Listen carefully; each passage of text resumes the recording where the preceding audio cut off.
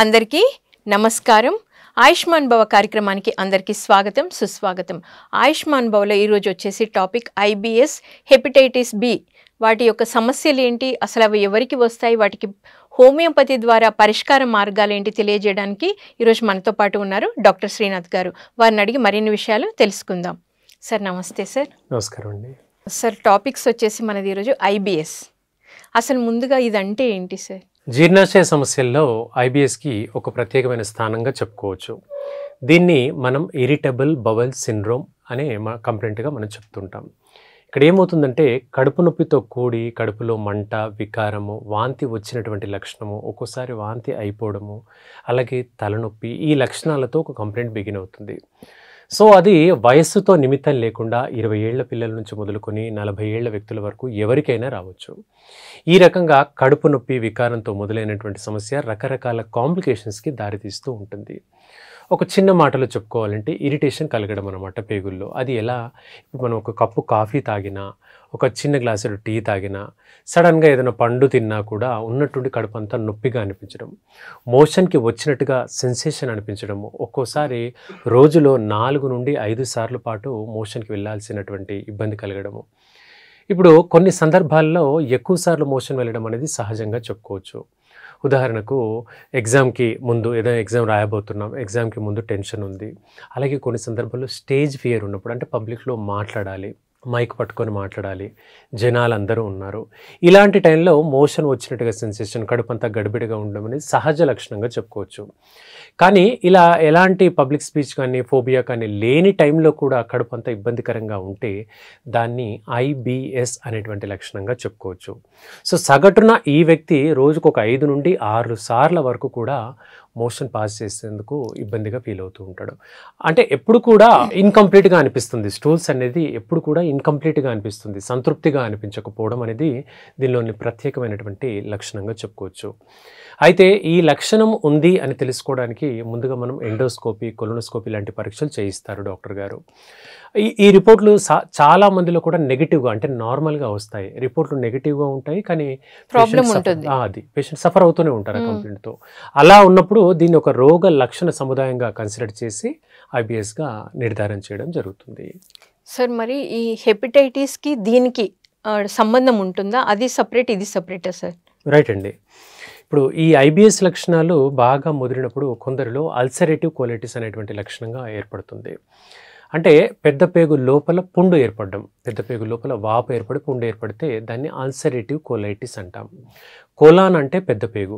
So పెద్ద పేగు వాపుకు గురయ్యి లోపల పుండ్లు ఏర్పడితే దాన్ని అల్సరేటివ్ కోలైటిస్ అంటాం. ఇక్కడ ఏం జరుగుతుందంటే ఈ ఐబిఎస్ లాంటి లక్షణమే కోలాన్ పైన పడి, సో పేగు లోపల పుండ్లు ఎక్కువగా ఏర్పడి మోషన్ అనేది బ్రౌన్ రంగులో లేదా రెడ్ కలర్గా మారడం దీనిలో ప్రధాన లక్షణంగా చెప్పుకోవచ్చు. అలా మారి అది ఇబ్బందికరంగా మారుతూ రక్తహీనతకు దారితీస్తూ ఉంటుంది. సాధారణంగా ఉండాల్సినటువంటి హిమోగ్లోబిన్ స్థాయి 11 నుంచి 14 g/% వరకు ఉండాలి. ఇక్కడ ఈ ప్రాబ్లంతో సఫర్ అయ్యేటువంటి వ్యక్తులకు అది 8 లేదా 6 అలా పడిపోతూ ఉంటుంది, హిమోగ్లోబిన్ అనేది పడిపోతూ ఉంటుంది. అలా ఏర్పడుతుందంటే అది అల్సరేటివ్ కోలైటిస్ అనేటువంటి లక్షణంగా చెప్పుకోవచ్చు. అయితే ఇది ఎక్కువగా స్మోకింగ్ చేసేటువంటి వ్యక్తులకు, ఆల్కహాల్ అధికంగా తీసుకునే వ్యక్తులకు, మసాలా పదార్థాలు, వేపుళ్ళు అధికంగా తీసుకునేటువంటి వ్యక్తులకు ఈ అల్సరేటివ్ కోలైటిస్ అనేటువంటి లక్షణం కనబడుతుంది. ముఖ్యంగా ఒక మిడిల్ ఏజ్ కంటే ఎక్కువ గ్రూప్, అంటే ఒక 40 నుండి 50 ఏజ్ గ్రూప్ మధ్య వ్యక్తుల్లో ఈ అల్సరేటివ్ కోలైటిస్ అనేది కనబడుతుంది. అలాగే ఉండాల్సిన బరువు కంటే సుమారుగా ఒక 10 కిలోల బరువు ఎక్కువగా ఉంటే కూడా ఈ లక్షణం కనబడుతుంది. ముఖ్యంగా పొట్ట భాగంలో అధికంగా ఫ్యాట్ డిపాజిట్ అయ్యేటువంటి వ్యక్తుల్లో ఈ అల్సరేటివ్ కోలైటిస్ చాలా ఇబ్బందికరంగా మారుతుంది. సార్ మరి దీనికి అసలు ట్రీట్మెంట్, హోమియోపతిలో దీనికి ట్రీట్మెంట్ ఉందా? ఉంటే ఎలా తీసుకోవాలి? రైట్ అండి. ఇప్పుడు ఈ ఐబిఎస్ అలాగే ఈ అల్సరేటివ్ కోలైటిస్ లక్షణాలు తెలుసుకునేందుకు మనకు కొన్ని ఇన్హలేషన్ టెస్టులు ఉంటాయి. వాటిల్లో హెలికోబాక్టర్ పైలోరీ అనేటువంటి బ్యాక్టీరియా అనేది మన శ్వాస వ్యవస్థలో కనపడుతుంది, అంటే ఊపిరి తీసుకునే వ్యవస్థలో ఈ లక్షణం కనబడుతుంది.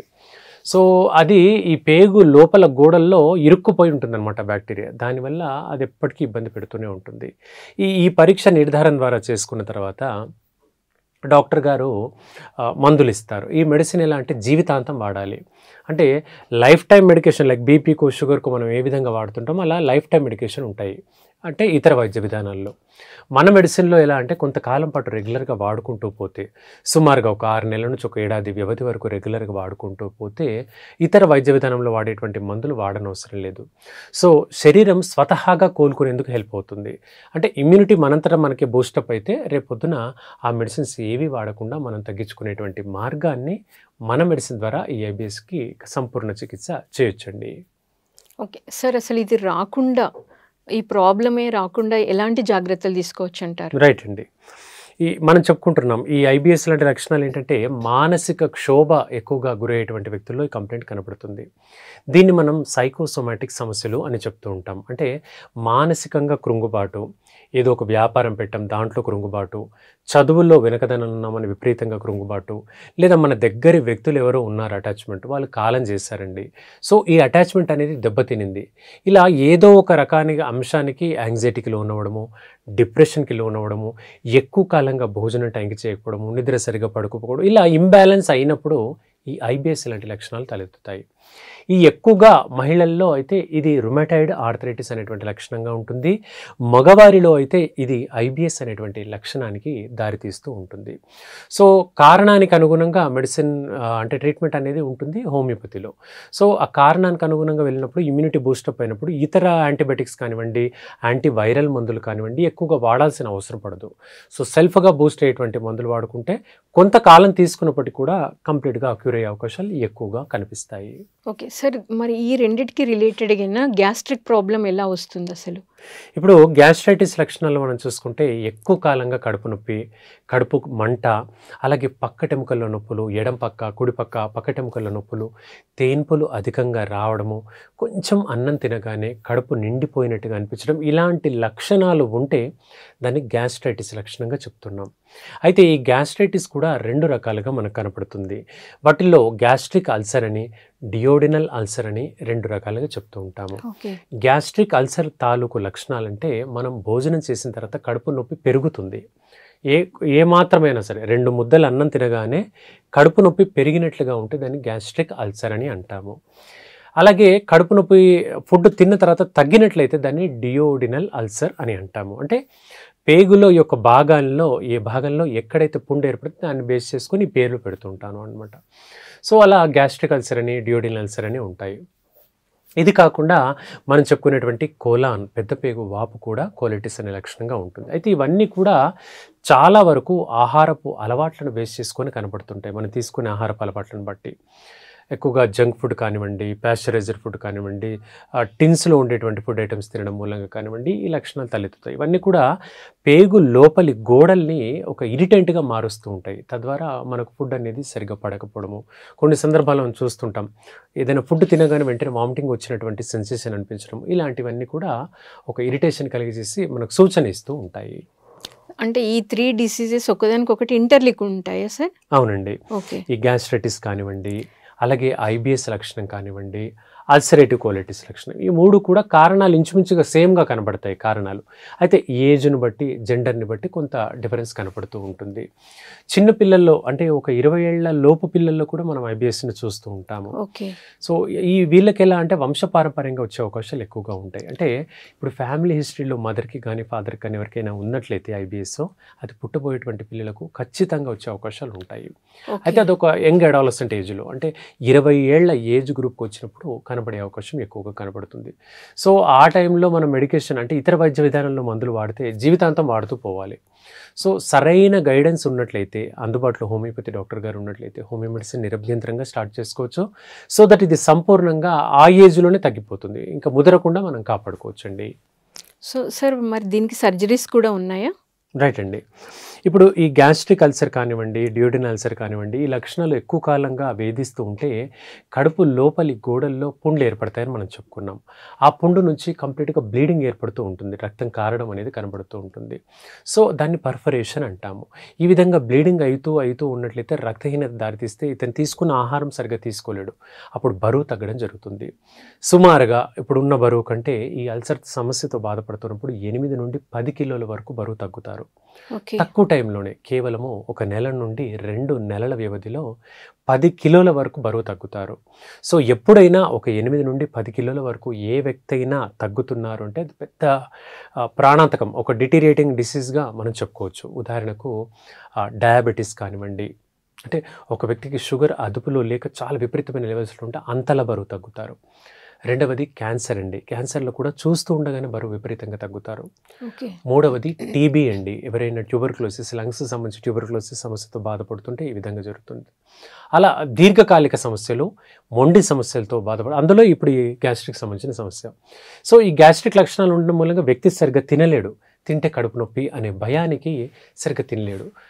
4 ముద్దలు తినాల్సిన చోట 1-2 ముద్దలతోనే సరిపెట్టుకోవడం జరుగుతుంది. అలా క్రమేణా అది జరుగుతూ ఉండడం మూలంగా బరువు తగ్గుతారు. అది ఇంకొక దానికి ఇంపాక్ట్ పడుతూ ఉంటుంది. ముఖ్యంగా గాల్ బ్లాడర్లో స్టోన్స్ ఏర్పడడం కానివ్వండి, లేదా లివర్ డ్యామేజ్ అయ్యేటువంటి ప్రమాదం కానివ్వండి, అలా దగ్గరి అవయవాల పైన ఈ గ్యాస్ట్రిక్ సమస్యలు ఇంపాక్ట్ పడతాయి. తద్వారా లివర్ కూడా డ్యామేజ్ అయ్యేటువంటి ప్రమాదం ఈ లక్షణాల్లో మనం చూస్తాం. సార్ ఇప్పుడు చాలామంది పులుపు తినొద్దు, ఈ గ్యాస్ట్రిక్ ప్రాబ్లమ్స్ ఉంటే, ఇంకా సంథింగ్ తింటే వాళ్ళకి ఇక్కడ చెస్ట్ దగ్గర పెయిన్ వచ్చినట్టు అనిపించడం, వాళ్ళు చాలాసేపు ఇబ్బంది పడుతుంటారు. అంటే ఈ కొన్ని ఏవైనా ఆహారపు అలవాట్లు మార్చుకోవడం ద్వారా కూడా కొంచెం ఇవి తగ్గే అవకాశం ఉందంటారా? రైట్ అండి. ఇప్పుడు ఈ గ్యాస్ట్రిక్ అల్సర్లు, డ్యూరిన్ అల్సర్లు, గ్యాస్ట్రిక్ సంబంధించిన సమస్యలతో ఎప్పుడు బాధపడుతున్నా కూడా ఖచ్చితమైనటువంటి డైట్ రెస్ట్రిక్షన్స్ కొంతమేర ఉండాలండి. ముఖ్యంగా పులుపు సంబంధించిన ఐటమ్స్ మీరు అన్నట్టు వాస్తవం. ఏంటి అక్కడ లక్షణం ఏంటి అంటే అవి తీసుకోవడం మూలంగా కొంచెం ఇరిటేషన్ లాగా కలుగుతుంది. పేగు లోపల గోడలకు ఇరిటేషన్ లాగా కలుగుతుంది. ఈ పేగు లోపలి భాగంలో సన్నగా చిన్నగా ఒక చిక్కుడు గింజ కంటే చిన్న సైజులో మనకు విల్లై అనేటువంటి ప్రొజెక్షన్స్ ఉంటాయి. ఇవి మనం తీసుకునేటువంటి ఆహారాన్ని అబ్జర్వ్ చేసి రక్తంలో కలిసి అది మనకు ఒక కార్బోహైడ్రేట్స్, ప్రోటీన్స్గా మారి గ్లూకోజ్గా మారి మన శరీరానికి అందుతూ వస్తుంది. సో ఇప్పుడు ఇక్కడ ఏంటంటే ఈ విల్లై అనేటువంటి ప్రొజెక్షన్స్ దెబ్బతిన్నప్పుడు ఈ ప్రాబ్లం అనేది ఇబ్బందికరంగా మారుతుంది. కాబట్టి ఆ పులుపు పదార్థాలు కానివ్వండి, మసాలా కానివ్వండి, ముఖ్యంగా వెనిగర్ కలిపినటువంటి ఫుడ్ ఐటమ్స్ కానివ్వండి, వీటికి దూరంగా ఉండాలి. సాధ్యమైనంత వరకు దూరంగా ఉండాలి. అలాగే జంక్ ఫుడ్, కొన్ని బేకరీ ఐటమ్స్ ఉంటాయి, వాటిలో కొన్ని రకాల రంగులు కలుపుతారు. ఆ కలర్స్ వాడడం మూలంగా కూడా అవి ఇరిటెంట్స్గా మారుతాయి. ఇవి మనం చూసేందుకు బాగుంటుంది, పేస్ట్రీ కేక్ చూసేందుకు బాగుంటాయి, కానీ ఆ కలర్స్ ప్రభావం అనేది ఎక్కువ కాలంగా ఉంటాయి. ఈ మధ్య వీటి వాడకం మూలంగా కూడా ఎక్కువగా క్యాన్సర్ కేసులు కూడా మనం చూస్తున్నాం. ముఖ్యంగా కడుపుకు సంబంధించిన క్యాన్సర్లు, గ్యాస్ట్రిక్కి సంబంధించినటువంటి క్యాన్సర్లు ఈ రకరకాల ఫుడ్ ఐటమ్స్, పేగులకు సంబంధించి మనము అంటే రుచి కోసమో కలర్కి వాటి కోసం మనం వాడుతుంటాం. అందంగా కనిపించింది తినాలని రుచి కోసం మనం చేస్తుంటాం. కానీ ఆ రంగుల మూలంగా మనకు చాలా ఇబ్బందికర క్యాన్సర్ తలెత్తాయి. గ్యాస్ట్రిక్ క్యాన్సర్స్కి ఇది ఒక ప్రధాన కారణంగా చెప్పుకోవచ్చు. ఈ గ్యాస్ట్రిక్ క్యాన్సర్తో సఫర్ అవుతున్నప్పుడు ఏంటంటే ఎక్కువగా మోషన్ పాస్ చేయడం ఉంటుంది. అలాగే మోషన్ పాస్ చేసిన ప్రతిసారి కూడా బ్లడ్ పడడం అనేది అత్యంత కామన్గా ఉంటుంది. దీంతోపాటు ఆకలి మందగిస్తుంది, చర్మం అంతా బాగా డ్రైగా మారిపోతుంది, నీరసంగా అనిపించడము, పడుకోవాలనిపించడము, జుట్టు రాలుతూ ఉండడము, హీమోగ్లోబిన్ శాతం పడిపోవడము, ఇలా ఆకలి మందగించడంతో పాటు ఇలా పలు రకాల సిమ్టమ్స్ కనపడుతూ ఉంటాయి. సో ఇది వ్యక్తే గమనించవచ్చు. ఇది వరకు పోయిన నెలతో పోల్చుకుంటే ఈ నెలలో నేను చాలా తేడా ఉన్నాను అని వ్యక్తిగతంగా కూడా గమనించవచ్చండి. అలా ఈ గ్యాస్ట్రిక్ అంశాలు ముఖ్యంగా పట్టించుకోవాలి, దీన్ని అశ్రద్ధ చేయకూడదు. సార్ మీరు అన్నారు ఇందాక చిన్నపిల్లలకు కూడా వచ్చే అవకాశం ఉంది, వంశపారంపర్యంగా కూడా ఈ ఐబిఎస్ అనేది వస్తుంది అని చెప్పారు. సో ఇప్పుడు ఒకవేళ మదర్ గుర్తుపట్టలేదు అనుకోండి సార్, ఆ అబ్బాయికి తెలియదు, అంటే ఆ బేబీకి, అప్పుడు ఎలా మరి ప్రాబ్లం? రైట్ అండి. ఇది తెలుసుకోవాల్సిన అంశం ఏంటంటే సుమారుగా స్కూల్ గోయింగ్ చిల్డ్రన్ అంటే ఒక 13 నుండి 15 ఏళ్ల లోపు పిల్లల్లో ఈ లక్షణం కనపడొచ్చండి. అప్పుడు ఏం లేదు, ఇప్పుడు స్కూల్లో ఒకసారి 2 సార్లు వాష్రూమ్ వెళ్ళడం అనేది సహజము. ఇంటికి వచ్చిన తర్వాత కూడా పదే బాత్రూంలోనే ఉండాల్సి వస్తుంది పిల్లవాడు. ప్రతి ఒక అరగంట ఇంత చపాతి తినగానే బాత్రూమ్కి వెళ్ళాలనుకుంటున్నాడు, గ్లాసు పాలు ఇవ్వగానే మళ్ళీ వాష్రూమ్ అంటాడు. అలా కొంచెం ఫుడ్ తినగానే వాష్రూమ్ అని ఎక్కువ సార్లు వెళ్తున్నాడు అంటే కొంచెం సస్పెక్ట్ చేయాలి, ఐబిఎస్ లక్షణాలను సస్పెక్ట్ చేయాలి. సో మానసిక టెన్షన్లు ఏం లేవు, ప్రశాంతంగా చదువుకుంటున్నాడు, ప్రశాంతంగా స్కూల్కి వెళ్ళి వస్తున్నాడు, ఇది ఎందుకు అవుతుంది అని పేరెంట్ కొంత గమనిస్తే డాక్టర్ గారికి కన్వే చేయగలరు. అప్పుడు నెసెసరీ పరీక్షలు చేయించుకోవాలి. ఏ వ్యాధి అయినా అండి స్టార్టింగ్ దశలో లొంగినట్టుగా మొండిగా అయిన తర్వాత లొంగదు. అప్పుడు మనం వైద్య విధానాన్ని తప్పుపడతాము, లేదా డాక్టర్ గారిని తప్పుపడతాము. అంటే డాక్టర్ గారి దగ్గరికి వెళ్ళాం తగ్గలే అని అతన్ని తప్పుపడతాము, 2 నెలలు అయిందండి వాడబట్టి మందులు అయినా తగ్గలేదండి అంటారు. కానీ అలా కాదు, ప్రతిదానికి ఒక కోర్స్ ఉంటుంది. ఉదాహరణకు ఇప్పుడు ఒక వ్యక్తికి మలేరియా వచ్చిందనుకోండి, ఓ 1 వారం రోజులు పడుతుంది తగ్గడానికి. టైఫాయిడ్ వచ్చిందనుకోండి 15 రోజుల నుంచి నెల రోజులు పడుతుంది తగ్గడానికి. టీబీ వచ్చిందనుకోండి 8 నెలల నుండి ఏడాది పడుతుంది టీబీ తగ్గడం. అంటే ఒక కోర్స్ ఉంది. మనం అంతేందుకు మనం చూసిన కోవిడ్ టైంలో కూడా కొన్ని మాత్రలు వేసుకొని ఐసోలేట్ అయినప్పుడు ఒక 4 నుంచి 5 రోజుల పాటు మనం ఐసోలేట్ అయి ఉన్నాం. సో ఆ విధంగా ప్రతి ఇన్ఫెక్షన్స్కి కొంతవరకు కోర్సు డ్యూరేషన్ లాగా ఉంటుంది. ఈ సమయం మన శరీరానికి ఇవ్వాలి, అప్పుడే అది కోలుకునేందుకు ఈజీ అవుతుంది. సో ఈ గ్యాస్ట్రిక్ తాలూకు లక్షణాలు ఇవన్నీ కూడా తొందరగా తగ్గవు. ఒక 15 రోజుల నుంచి నెల రోజులు మినిమం వ్యవధి మందులు వాడాలి. అలా కొంతకాలం పాటు వాడుకున్నట్లయితే ఈ ఐబిఎస్ లక్షణాన్ని చాలా వరకు మనం బెటర్ చేయొచ్చండి.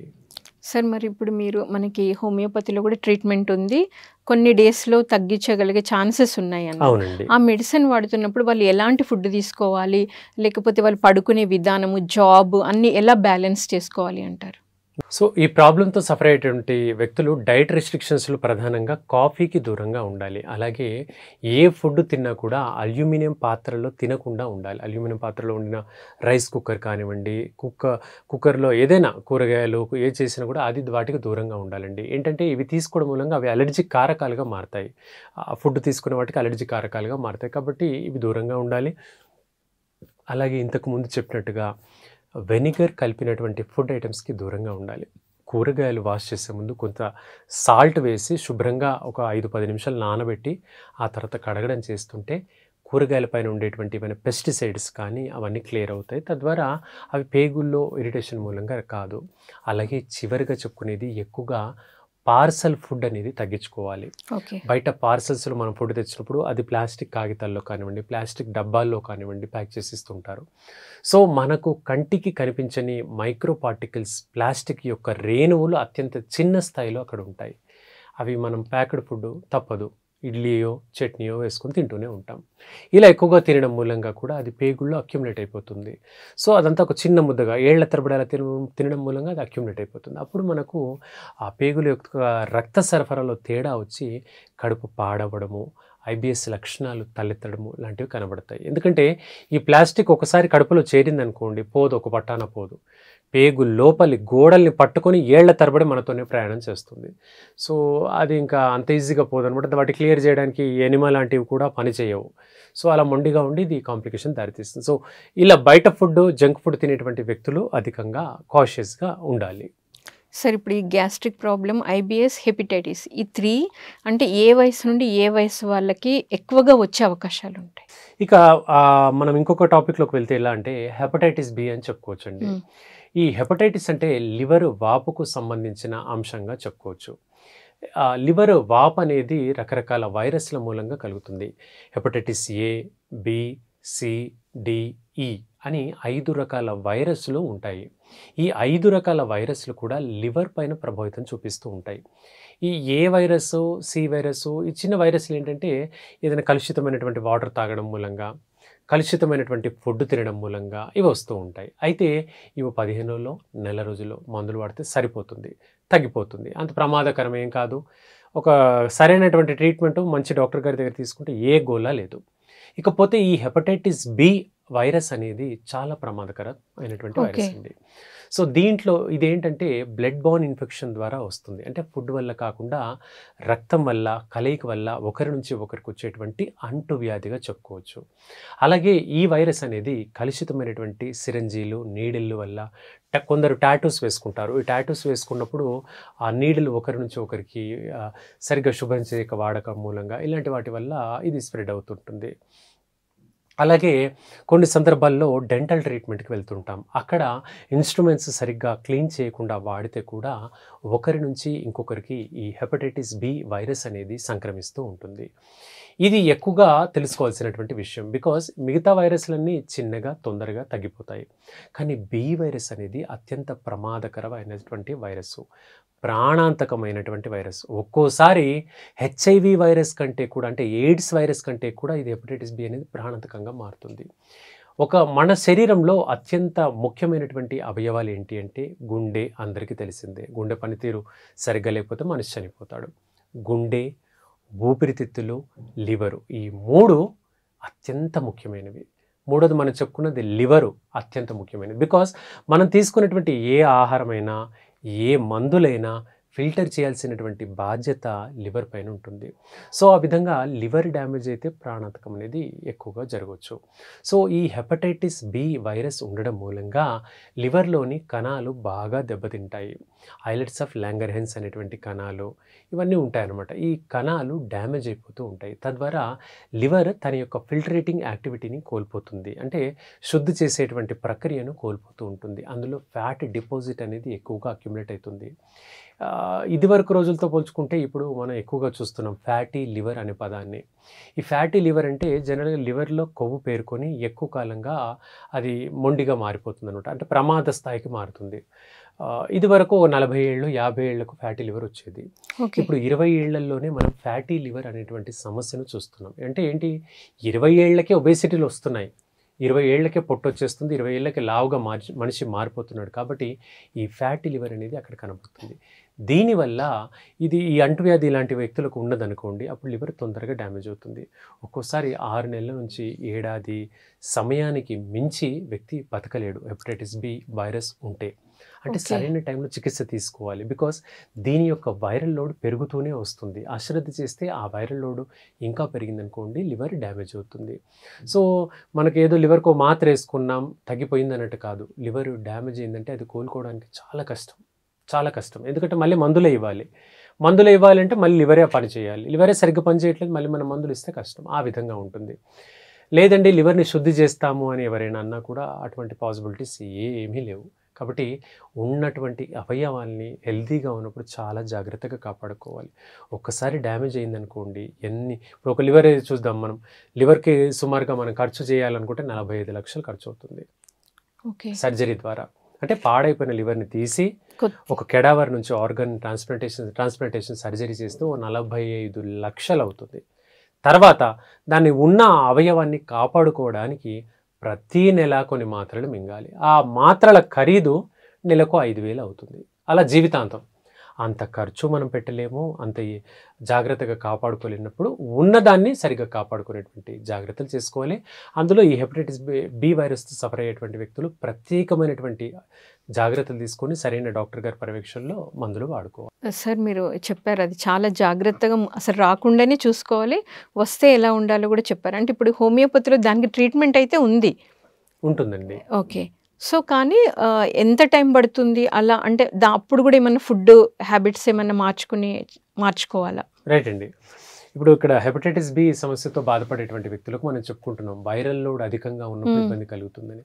సో ఆ వైరస్ అనేది కంట్రోల్లో పెట్టుకునే విధంగా చూసుకోవాలి. హోమియోలో మనం ఇచ్చేటువంటి మెడిసిన్లు ఏంటంటే వైరల్ లోడ్ అనేది టార్గెట్ చేస్తాం. సో వైరస్ అనేది అదుపులో పెట్టుకుంటే ఈ కంప్లైంట్ అనేది కేవలం 3 నుంచి 6 నెలల వ్యవధిలో కంట్రోల్ అవుతుంది.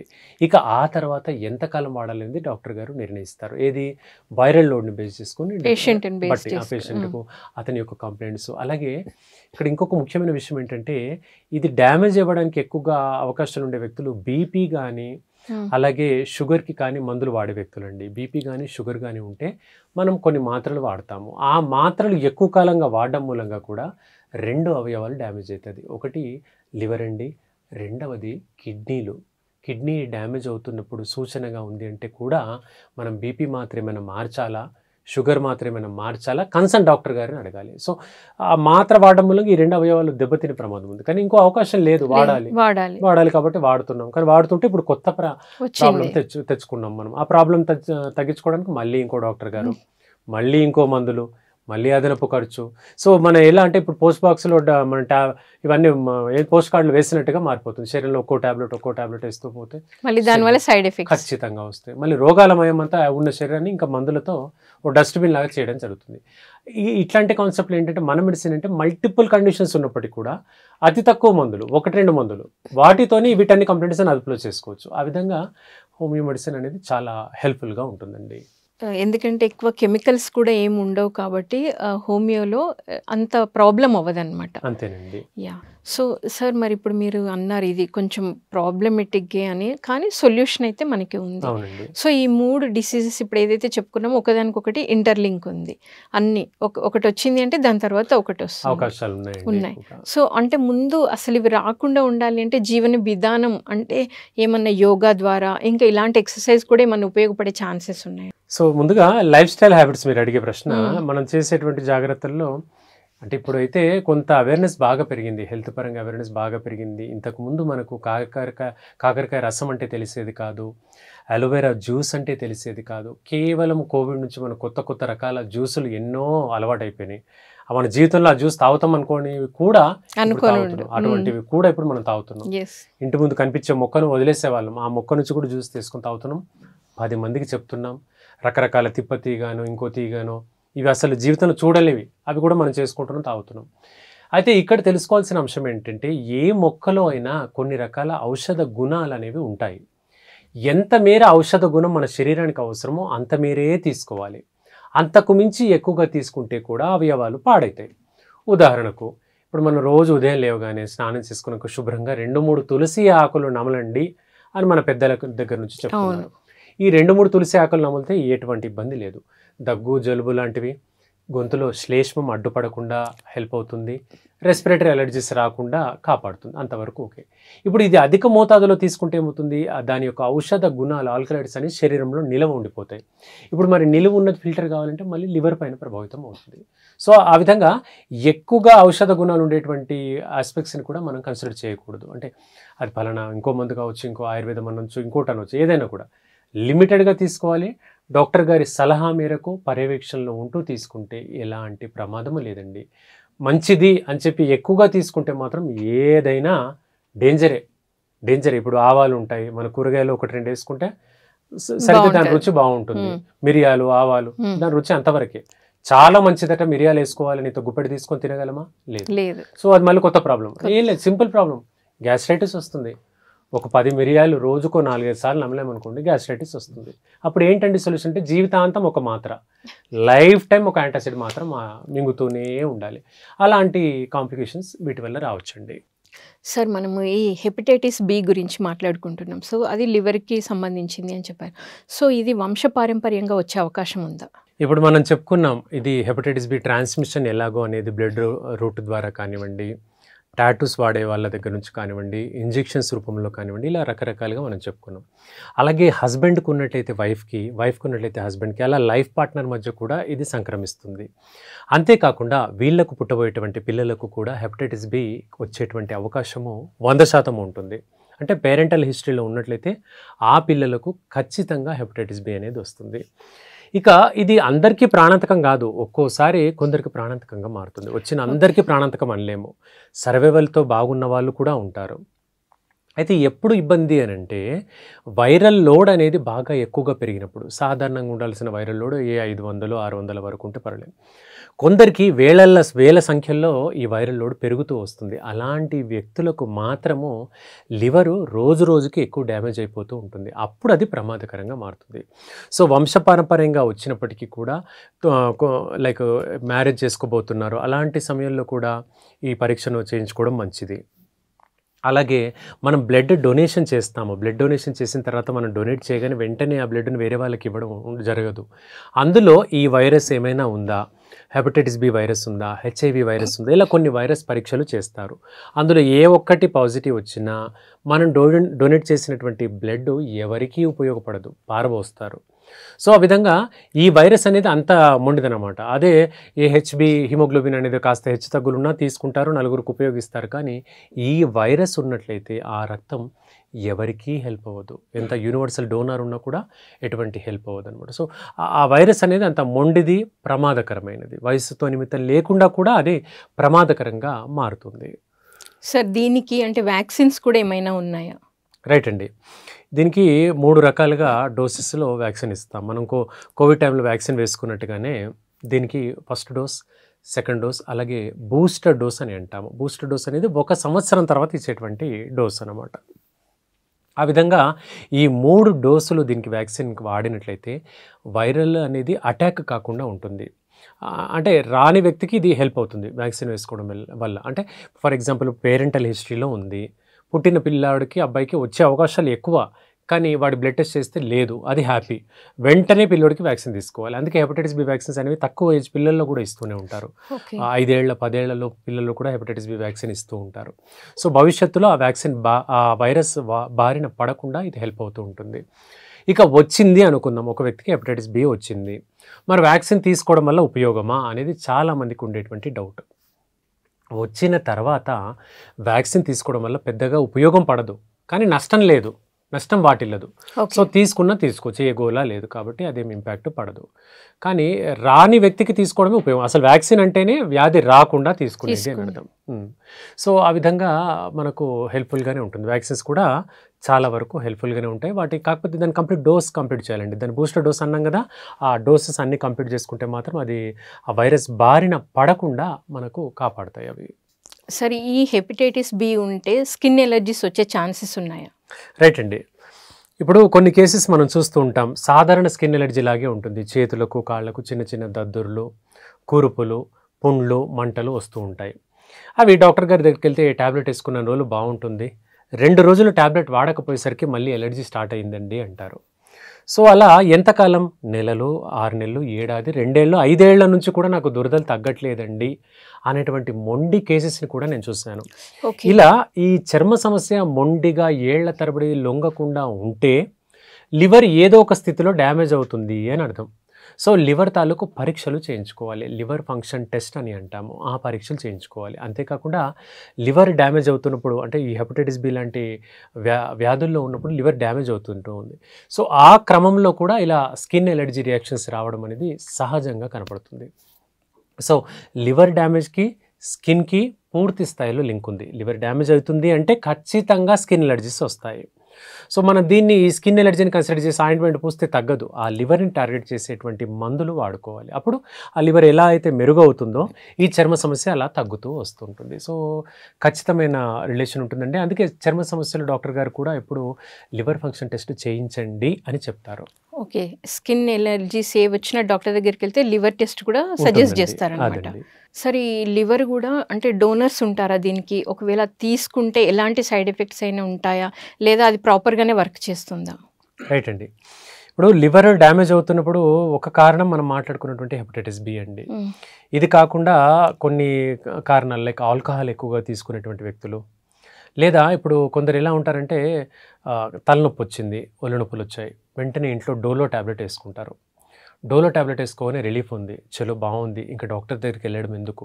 బికాస్ డాక్టర్ గారి దగ్గరికి వెళ్తే స్కానింగ్ అంటారు, పరీక్షలు అంటారు, సో అన్ని ఖర్చులు నాకు ఎందుకు, ఈ ట్యాబ్లెట్ అయితే 1 రూపీలో వచ్చేస్తుంది లేదా 2 రూపాయల్లో వచ్చేస్తుంది అని ఈ ట్యాబ్లెట్ని వ్యక్తిగతంగా డోలో మాత్రం వేసుకుంటారు. చలో ఈ రోజు వరకు బాగుందండి. ఇలా నొప్పి వచ్చిన ప్రతిసారి ట్యాబ్లెట్ వేసుకుంటూ పోతే ఏమవుతుంది, అన్నెసరిగా ఇది పెయిన్ కిల్లర్ లాగా పనిచేసి అన్నెసరిగా బాడీలో అక్యుములేట్ అవుతుంది. ఇది లివర్ డ్యామేజ్ చేస్తుంది, అన్నెసరిగా లివర్ డ్యామేజ్ చేస్తుంది. మనం 2 రూపాయలు మాత్రమే అనుకుంటాం, కానీ మితిమీరి వాడడం వల్ల లివర్ పాడైపోతుంది. కాబట్టి ఈ మాత్ర డాక్టర్ గారి సలహా లేకుండా కూడా వాడకూడదు. మన దేశంలో అంటే ట్యాబ్లెట్స్ విచ్చలవిడిగా దొరుకుతాయి కాబట్టి కొంటాం, వేసుకుంటాం. కానీ బయట కంట్రీస్లో అలా ఉండదు.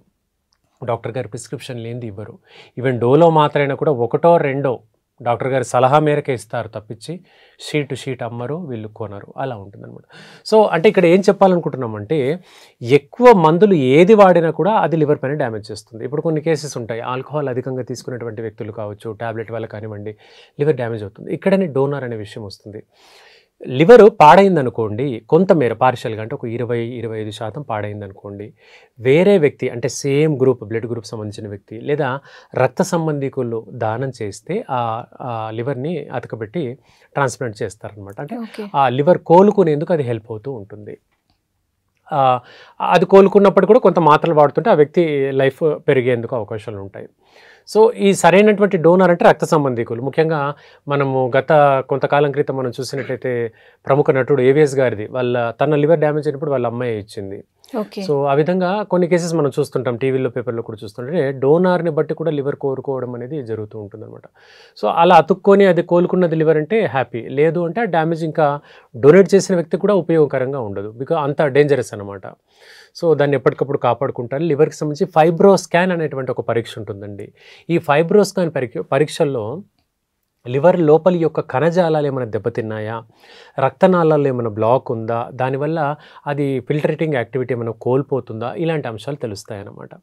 సో దాన్ని బేస్ చేసుకుంటే ఇంకా ఈజీగా మనం జాగ్రత్తలు ఏవి తీసుకోవాలనే అంశాలు చెప్పొచ్చు. ఏదేమైనప్పటికీ లివర్ హెల్తీగా ఉండాలి అంటే పెయిన్ కిల్లర్లు, యాంటీబయాటిక్ల వాడకం తగ్గించాలి. ఆల్కహాల్ లాంటి అలవాట్లు ఉంటే దూరంగా ఉండాలి.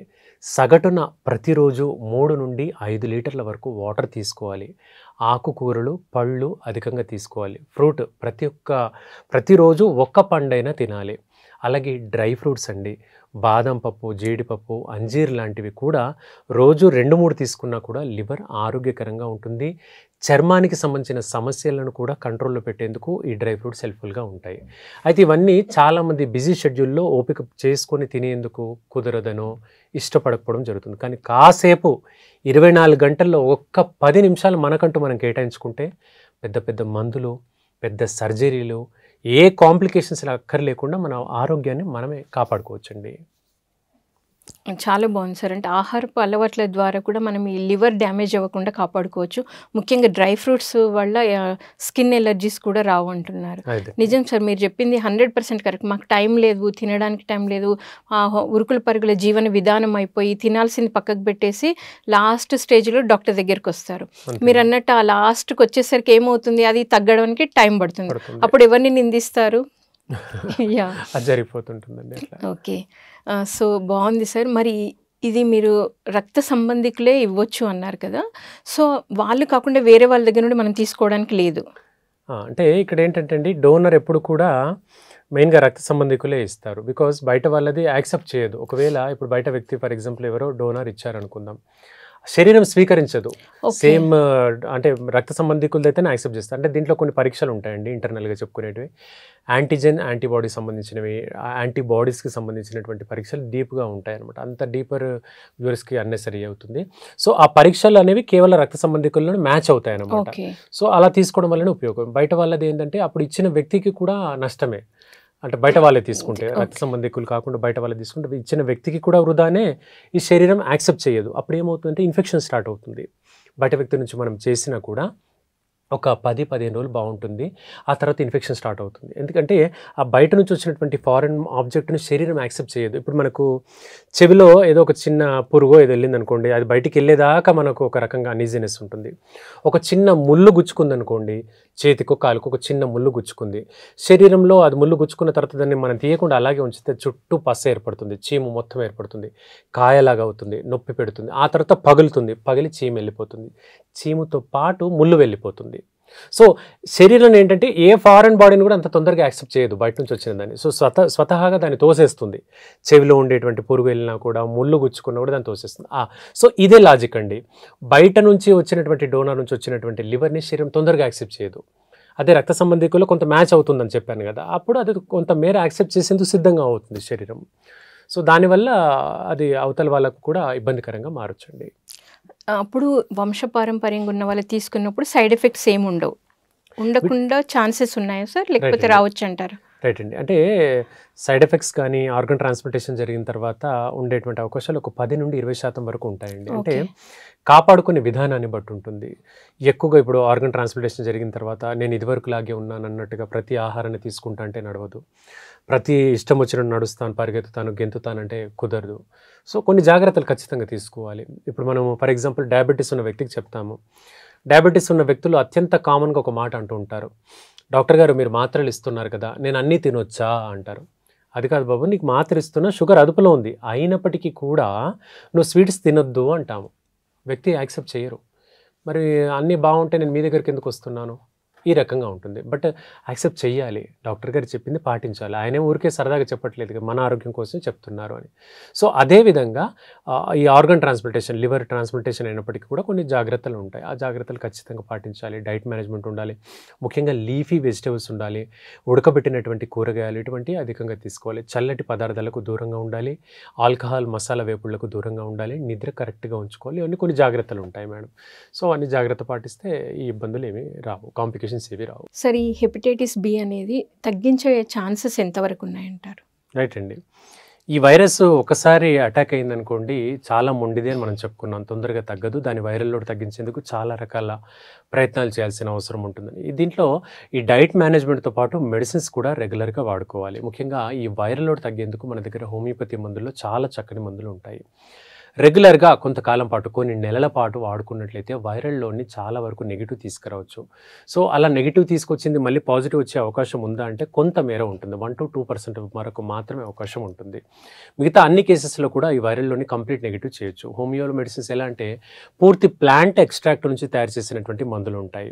కాబట్టి దాంట్లో అల్ట్రా మాలిక్యులర్ డైల్యూషన్ థెరపీ ద్వారా వైరల్ లోడ్ని మాత్రమే, వైరస్ని మాత్రమే టార్గెట్ చేసే మందులు ఉంటాయి. ముఖ్యంగా కొన్ని ఆటో ఇమ్యూన్ డిజార్డర్స్ ఉంటాయి, రుమటైడ్ ఆర్థరైటిస్ కానివ్వండి, ఎస్ఎల్ఈ అనేటువంటి కీళ్లవాతం కానివ్వండి, ఎస్ఎల్ఈ రుమటైడ్ ఆర్థరైటిస్ లేదా సోరియాసిస్ కానివ్వండి, ఆటో ఇమ్యూన్ డిజార్డర్స్లో వీటిల్లో ఎగ్జాక్ట్గా టార్గెట్ చేసే దిశగా అంటే ఏ కారణం చేత వస్తుందో ఆ కణాలనే టార్గెట్ చేస్తూ తగ్గించేటువంటి మందులు దీంట్లో హోమియోపతిలో ఉంటాయి.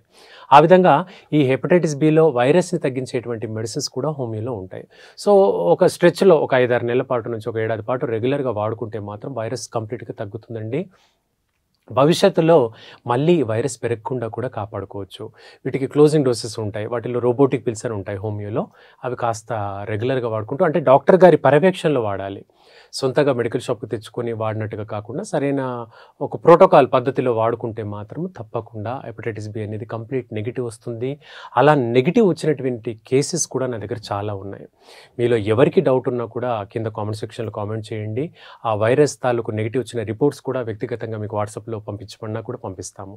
సో మీకు ఎటువంటి డౌట్స్ ఉన్నా కూడా మనకు కామెంట్ సెక్షన్లో కామెంట్ చేసుకోవచ్చు. దానికి అనుగుణంగా మనం ఇది పూర్తి సొల్యూషన్ అనేది ఉంటుందండి. ఎందుకంటే సొల్యూషన్ ఉంది అని తెలియక మార్కెట్లో రకరకాల మందులు వాడేస్తుంటాం, ఎవరు చెప్తే వాళ్ళ దగ్గరికి వెళ్ళిపోతుంటాం, ఎన్నెన్నో ప్రయత్నాలు ఎన్నెన్నో మార్గాలు వెళ్ళిపోతుంటాం. ఇక్కడ ఏంటంటే అన్నెసరీ కాంప్లికేషన్స్ను కొని తెచ్చుకున్న వాళ్ళం అవుతుంటాం. అదే ఒక రైట్ డాక్టర్ గారి చేతిలో పడ్డాం అనుకోండి, ఈ కాంప్లికేషన్స్ ఈ గోళీలు ఏవి ఉండవు. తప్పకుండా మంచి రిజల్ట్ అనేది మనకు హోమియో విధానంలో కనబడుతుంది. Thank you sir. మరి ఎంతో అద్భుతంగా చాలా చక్కగా తీసుకోవాల్సిన జాగ్రత్తలు చెప్పారు, వచ్చినప్పుడు ఎలా ఉండాలో చెప్పారు, ముఖ్యంగా ఫుడ్ హ్యాబిట్స్ కూడా ఎలా ఉండాలనేది ఎంతో అద్భుతంగా తెలియజేశారు. Thank you sir, thank you so much. So విన్నారు కదండి, మరి ఇలాంటి ప్రాబ్లం వచ్చినప్పుడు అసలు ఎలా ఉండాలి, హెపటైటిస్ బి ముఖ్యంగా సార్ ఎన్నో జాగ్రత్తలు చెప్పారు. మరి గ్యాస్ట్రిక్ ప్రాబ్లమ్స్ కూడా ఎలా ఉండాలి, దానికి ఫుడ్ హ్యాబిట్స్ ఎలా ఉండాలి, ఎంతో అద్భుతంగా తెలియజేశారు. మరి రేపు ఆయుష్మాన్ భవ కార్యక్రమంలో మరొక డాక్టర్తో మళ్ళీ కలుద్దాం. Thank you so much.